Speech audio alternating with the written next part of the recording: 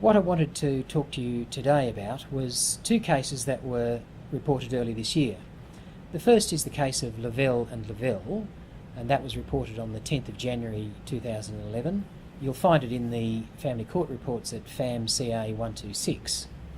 This was a case where the husband was 83 years of age and the wife was 53 years of age, and a late in life short marriage of 5 years duration. In the extempore reasons, Murphy J noted that the issues were a very narrow compass. The wife had claimed that there was a trust arrangement of some sort in Europe, and that the husband had access to this trust as a significant financial resource. Murphy J was faced with the situation where the husband, who was of course 83 years of age, required representation, and the wife, who was 53 years of age, was representing herself.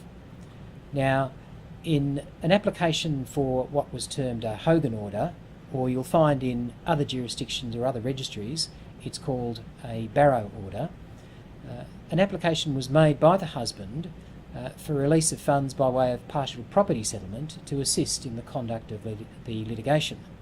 Now, the general principle for a Hogan order, of course, is that where the economic circumstances of the parties are such that the conduct of the litigation requires one of those parties to be represented, or indeed both, to provide a level playing field, just for the purposes of the conduct of the litigation, the court can make such an order.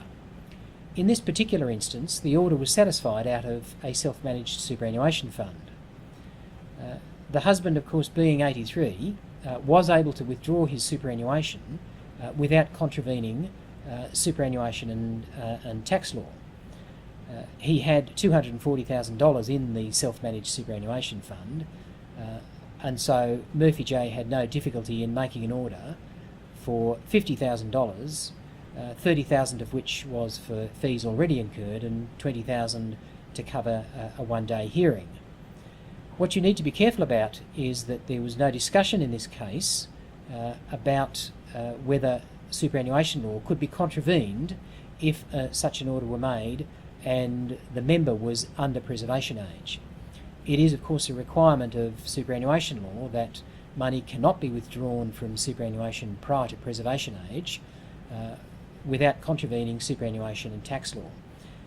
If it were withdrawn, the fund would be at risk of being declared a non-complying fund with the associated significant tax penalties. Remember that preservation age is 55 for people born before 1960, grading up to 60 for people born after 1964. So if you're faced with these circumstances and you need to satisfy a Hogan or a Barrow order out of superannuation, just ensure that your client is able to withdraw the money from the superannuation fund, whether it's a self-managed fund or other sort of fund, so that the client is not then in contravention of superannuation and tax law.